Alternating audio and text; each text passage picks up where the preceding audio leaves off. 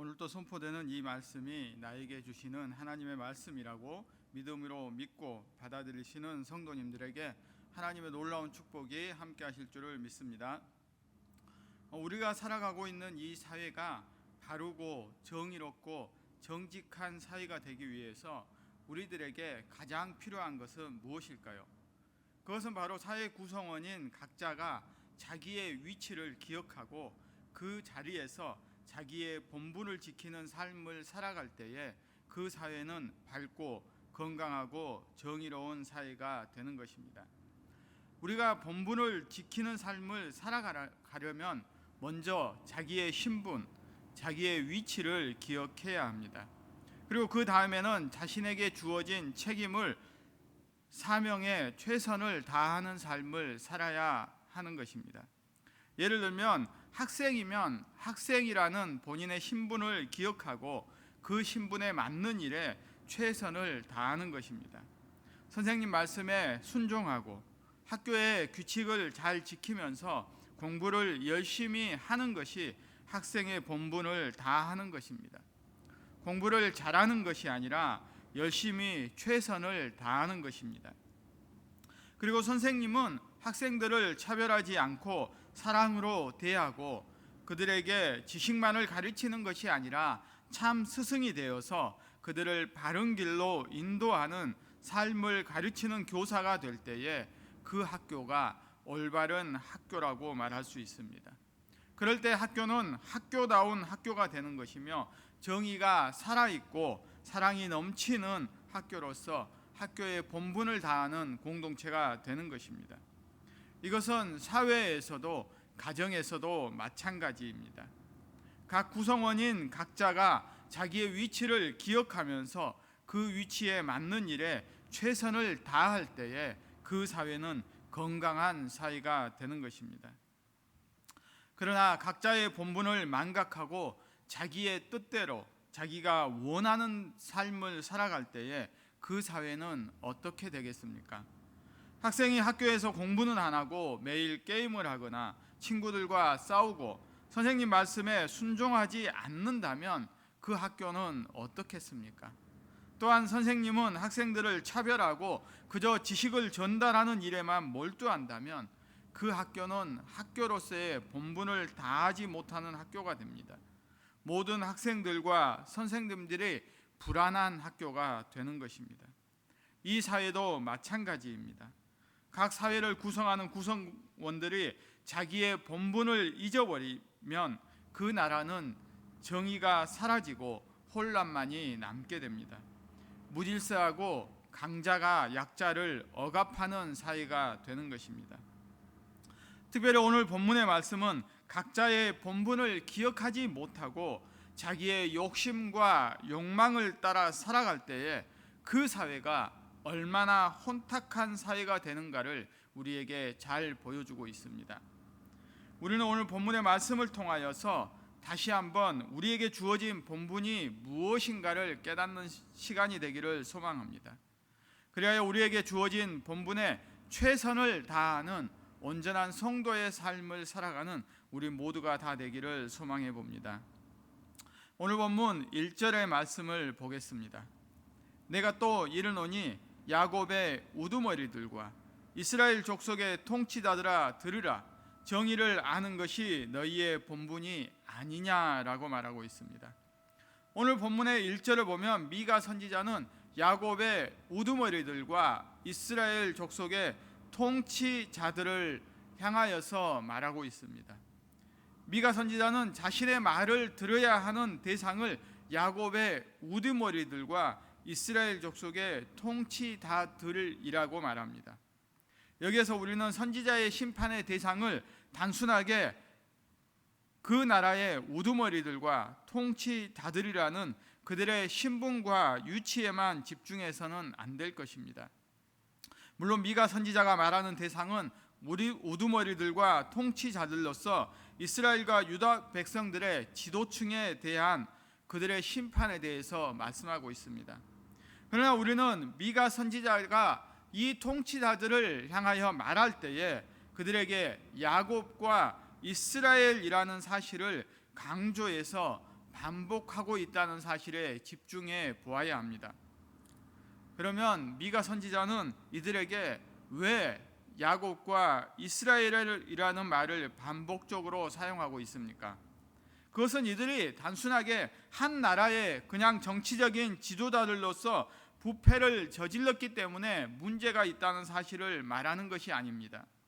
이들이 가진 신분, 야곱과 이스라엘의 지도자이기 때문에 이러한 신분을 가진 자로서 이들이 범죄하였기에 이들의 범죄가 더 심각하다는 사실을 지적하기 위함이며, 또 다른 한편으로는 이들이 자신들의 신분을 기억하고 나쁜 범죄로부터 벗어나 이제는 자신의 본분에 최선을 다하는 삶을 살아가기를 바라는 소망이 담긴 말이기도 합니다. 예를 들면 똑같은 죄를 저질렀을 때도 교회를 다니는 성도가 범죄했을 때와 그냥 세상의 평범한 이방 사람들이 범죄했을 때 그들에 대한 죄에 대한 반응은 다르게 나타납니다. 교회 다니는 성도가 죄를 저지르면 교회 다니는 사람이, 하나님을 믿는다는 사람이 어떻게 그러한 죄를 저지를 수 있느냐라는 비난이 폭발적으로 일어나게 됩니다. 그러나 세상 사람들이 죄를 저지르면 그렇게 그냥 나쁜 사람이라고 하면서 끝나는 경우가 많습니다. 이처럼 교회 성도에 대해서 좀 더 거룩성을 요구하는 것처럼 야곱과 이스라엘 백성의 지도자라면 세상 나라의 다른 나라의 지도자들과는 차별성이 존재해야 한다는 사실을 오늘 본문은 보여주고 있는 것입니다. 또한 미가 선지자는 이들에게 야곱의 후손이라는 사실을 기억하기를 원하고 있습니다.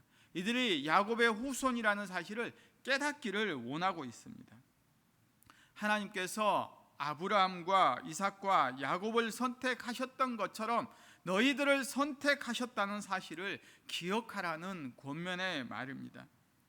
이스라엘 백성들에게 야곱의 후손이라는 말은 자신들이 하나님의 선택을 받은 백성, 하나님의 선민이라는 사실을 의미하며, 또한 하나님의 언약의 약속의 말씀을 가진 백성이라는 매우 영광스러운 표현입니다. 그리고 이들에게 이스라엘 족속이라고 하는 것은 애굽에서 고통받고 있던 이들을 하나님이 친히 선택하시고 구원하신 백성이라는 사실을 말하는 것입니다. 이 세상에서 이들은 하나님의 이름을 나타내고 하나님의 영광을 나타내고 제사장 나라가 되어야 한다는 의미입니다. 이렇게 미가 선지자는 야곱과 이스라엘 족속이라는 단어를 통하여서 그들의 신분이 하나님의 선택에 의해서 거룩하게 구별된 선민이라는 사실을 기억하라고 말하고 있습니다. 이러한 표현은 오늘날 우리에게 예수 그리스도를 믿는 성도라고 부르는 것과 같은 의미입니다. 우리에게 성도라는 이 말은 매우 영광스러운 표현입니다. 구약에서 이스라엘 백성들이 성도였던 것처럼 신약 시대에는 예수 그리스도를 믿는 우리가 성도인 것입니다.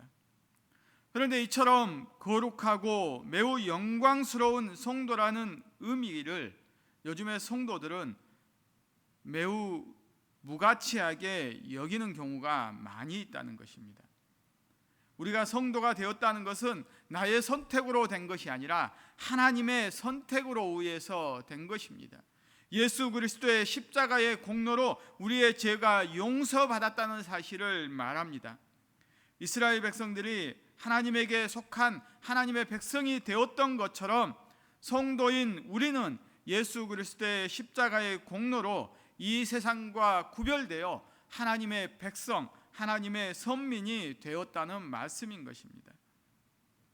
이처럼 우리가 성도로 불리운다는 것은 우리의 신분이 하나님의 백성이요 하나님의 사랑받는 자녀가 되었다는 영광스러운 칭호인 것입니다.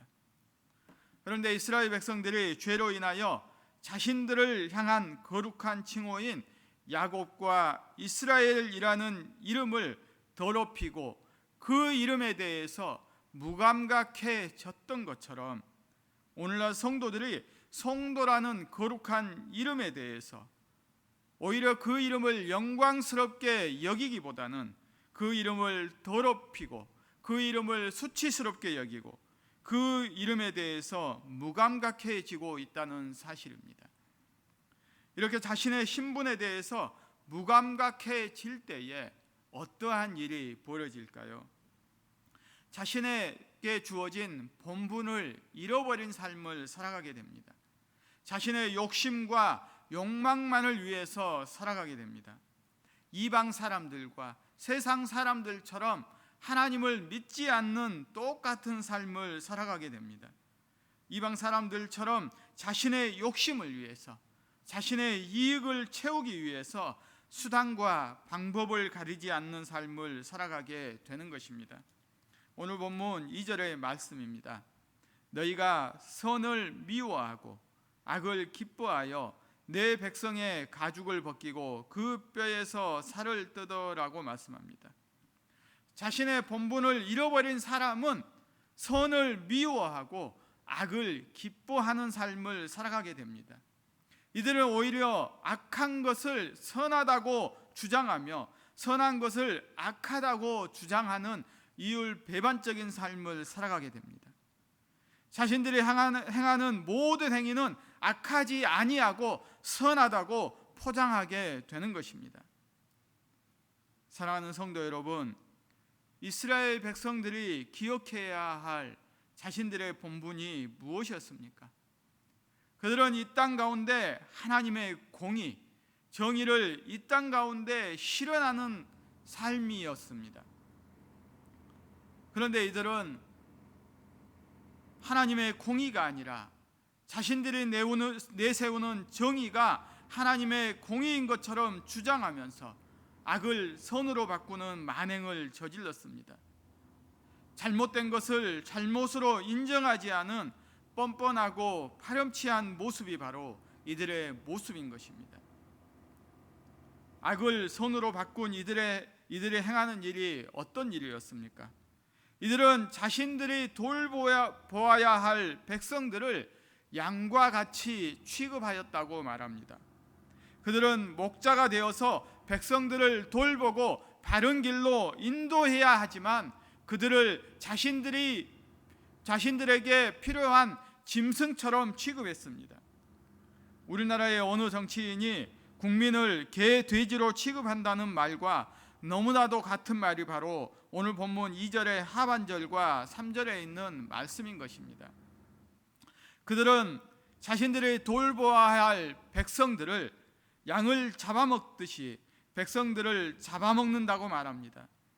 부자들이 고아와 과부의 것들을 빼앗아 자신들의 부를 축적하였던 것처럼 지도층에 있는 사람들은 자신들의 권력으로 백성들의 재산을 강탈하고 그들의 모든 것을 자신들의 것으로 만들었습니다.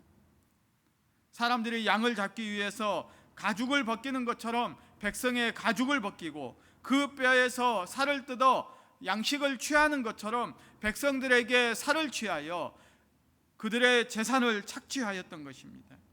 정의와 공의가 사라지고 자신의 힘으로 자신들이 돌보아야 할 백성들의 것을 빼앗는 모습인 것입니다. 이처럼 약육강식의 사회가 되는 것입니다. 그런데 이러한 세상 가운데서 누가 가장 고통받는 삶을 살아갈까요? 어떠한 사람이 이러한 사회 가운데서 가장 고통받는 삶을 살아가느냐는 것입니다.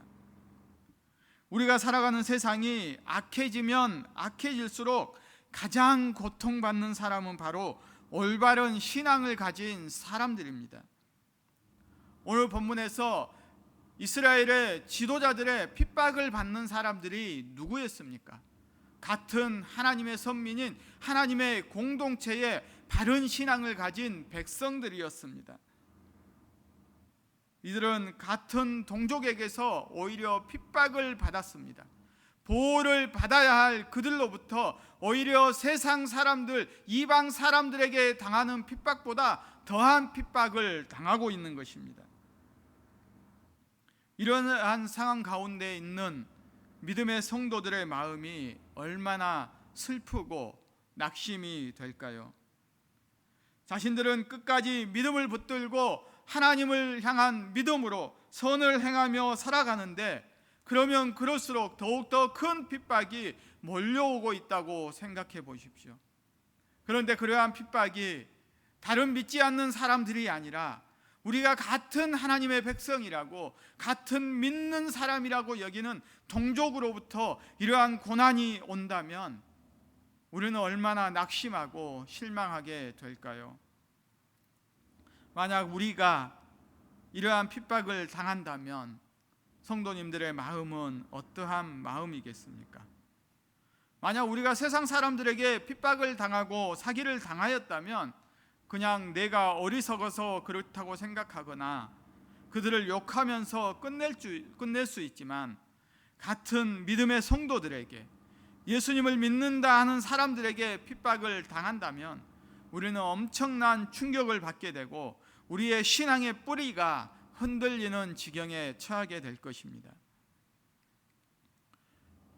이러한 시대는 어제나 오늘만 있었던 일이 아닙니다. 예수님 이후로 끝없이 벌어지고 있는 교회의 역사의 현장 가운데 이러한 일은 끊임없이 벌어지고 있는 것입니다. 그래서 사도 바울은 갈라디아서 6장 9절의 말씀을 통하여 우리에게 이렇게 말씀합니다. 우리가 선을 행하되 낙심하지 말지니 포기하지 아니하면 때가 이름에 거두리라. 아멘. 우리가 선을 행하면서 살아가다 보면 낙심하는 상황이 반드시 오게 되는 것입니다. 그때 우리는 어떻게 해야 합니까? 하나님의 때를 기다릴 수 있어야 합니다. 인내가 필요한 것입니다. 우리는 우리의 본분은 선을 행하는 것이라는 것을 기억해야 합니다. 하나님의 공의를 이 땅 가운데 세우는 것은 우리의 선을 행하는 삶을 통하여 가능한 것이기 때문입니다. 그러나 그러한 삶이 결코 쉽지 않다는 사실을 기억해야 합니다. 그러면 우리는 어떻게 해야 합니까? 하나님께 간절하게 부르짖어야 합니다. 하나님은 우리의 기도에 응답해 주신다고 하셨습니다. 우리가 전심으로 부르짖을 때에 하나님은 우리를 외면하시지 않고 우리를 구원해 주시겠다는 약속의 말씀을 주셨습니다. 그런데 문제는 하나님이 우리의 부르짖음에 응답하시는 그때가 우리의 생각과 차이가 있다는 사실입니다. 그렇게 우리는 끝까지 인내하며 선을 행하는 것을 포기하지 말아야 한다고 말하는 것입니다. 그리고 하나님의 때가 되었을 때에 마침내 우리의 기도가 응답되게 되는 것입니다. 바로 역전의 삶이 펼쳐지게 되는 것입니다. 오늘 본문 4절의 말씀입니다.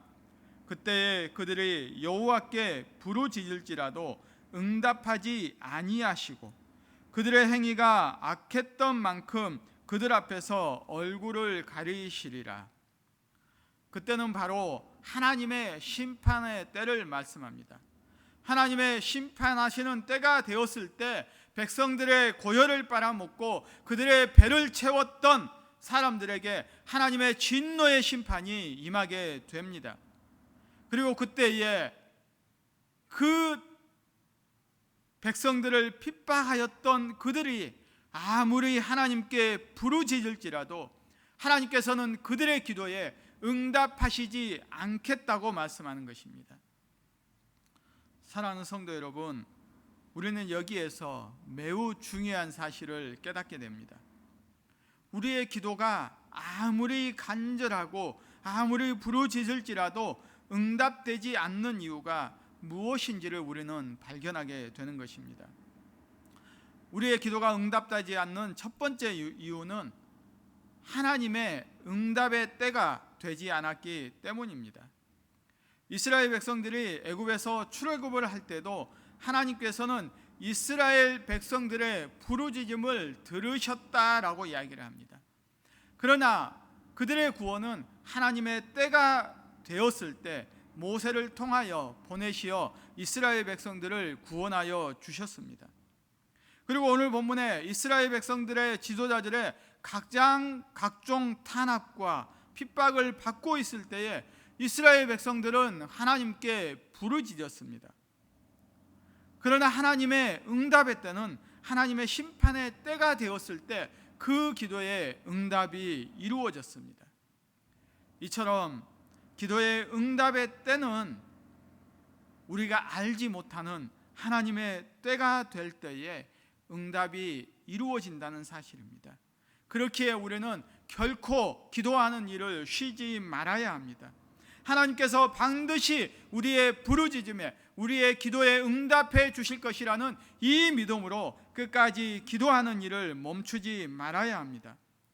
지금 일어난 이러한 코로나 상황 가운데서 우리가 반드시 포기하지 말아야 할 것이 바로 우리가 끝까지 선을 행하는 일과 기도하는 일을 쉬지 않는 것입니다. 이 코로나 상황의 종식을 위해서 우리가 간절히 하나님께 부르짖고 기도할 때에 하나님의 때가 이르렀을 때에 이러한 코로나 상황은 반드시 종식되게 될 것입니다. 두 번째로 기도의 응답이 되지 않는 이유는 무엇 때문이겠습니까? 바로 우리의 삶이 하나님이 주신 본분을 망각하는 삶을 살아갈 때입니다. 오늘 본문에 야곱의 우두머리들과 이스라엘의 지도층들이 누구였습니까? 그들도 하나님의 선택을 받은 하나님의 선민들이었습니다. 그러나 그들이 세상과 타협하게 되고 거짓 선지자들과 결탁하여 하나님의 말씀을 왜곡할 때 그들이 하나님 앞에 예배하고 하나님 앞에 부르짖을지라도 하나님께서는 그들의 기도를 응답하시지 아니하실 뿐만 아니라 그들을 외면하시겠다고 말씀하셨습니다. 이처럼 자신의 죄를 회개하기보다는 자신의 삶을 돌이키지 아니하고 그저 자신들의 욕심과 욕망을 위해서 하나님의 심판을 면해달라고 자신들의 욕망만을 위해 부르짖을 때에 하나님께서는 그들의 기도에 응답하시지 않는다고 말씀하는 것입니다. 이처럼 우리가 하나님의 말씀에 순종하지 아니하고 우리의 이익만을 위해 살아가면서 자신의 욕망만을 위해 살아가면서 회개하지도 않고 하나님께 기도한다면 그 기도는 응답되지 않을 것입니다. 우리의 기도가 응답받기 위해서는 무엇보다도 우리의 삶이 하나님의 말씀에 순종하는 삶이어야 합니다. 우리의 삶이 우리에게 맡겨진 하나님이 우리에게 주신 그 본분에 맞는 삶을 살아갈 때에 우리의 기도가 응답되게 될 것입니다. 지금 한국교회에 필요한 것도 마찬가지입니다. 바로 한국교회와 성도가 하나님으로부터 맡은 본분을 기억하고 그 본분을 회복하는 것이 먼저인 것입니다.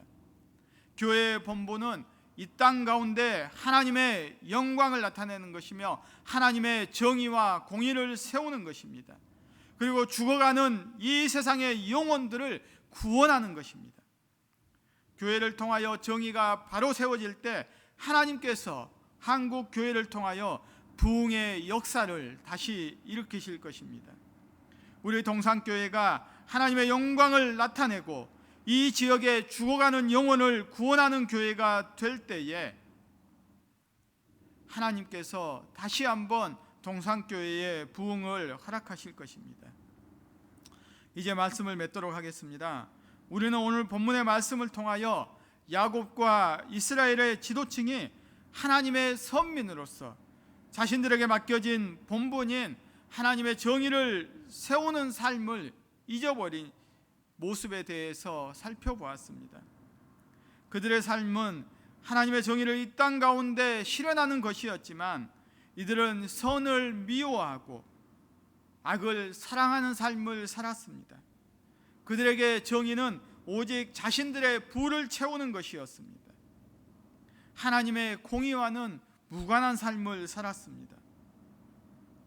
이들이 이러한 삶을 살아가는 이유는 그들의 신분을 기억하지 못하였기 때문이며 그들이 하나님의 백성이라는 사실을 소중하게 여기지 않았기 때문입니다. 그 결과 하나님의 심판에 이르렀을 때에 그들이 아무리 부르짖을지라도 하나님께서 그들을 외면하는 결과를 초래하게 된 것입니다.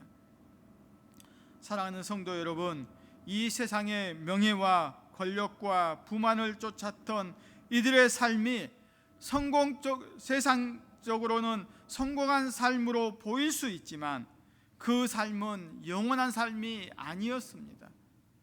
곤불 10년이요 화무 11홍이라는 말처럼 하나님의 심판의 때가 오자 그들에게 남은 것은 아무것도 없었습니다. 오직 하나님의 외면과 심판을 통한 멸망의 길만이 그들 앞에 펼쳐졌습니다. 우리도 마찬가지입니다. 우리가 이 세상과 구별되어 예수 그리스도의 보혈로 거룩하게 된 성도라는 이 신분을 소중하게 여기지 아니하고 이 이름을 더럽히는 하나님의 공의를 버린 삶을 살아간다면 우리의 삶 또한 이들과 같은 멸망의 길에 다다르게 될 것입니다. 사랑하는 성도 여러분, 우리의 본분이 무엇이겠습니까? 찬송가 595장 1절의 가사를 보면 이렇게 말합니다. 나 맡은 본분은 구주를 높이고 문 영혼 구원 얻도록 잘 인도함이라. 우리의 본분은 예수 그리스도를 높이고 이 세상의 영혼들을 구원 얻도록 그들을 인도하는 삶이라고 말하는 것입니다. 마지막으로 이사야 5장 20절의 말씀을 보겠습니다. 악을 선하다 하며 선을 악하다 하며 흑암으로 광명을 삼으며 광명으로 흑암을 삼으며 쓴 것으로 단 것을 삼으며 단 것으로 쓴 것을 삼는 자들은 화히 있을진저. 이러한 삶을 살았던 이스라엘 백성들의 삶을 우리는 교훈으로 삼아야 합니다. 우리의 삶이 이사야 선지자가 말하는 악을 선하다 하며 선을 악하다 하는 삶을 살아가고 있지는 않는지, 우리의 삶은 끝까지 인내하며 하나님의 때를 기다리며 선을 행하는 삶이어야 합니다.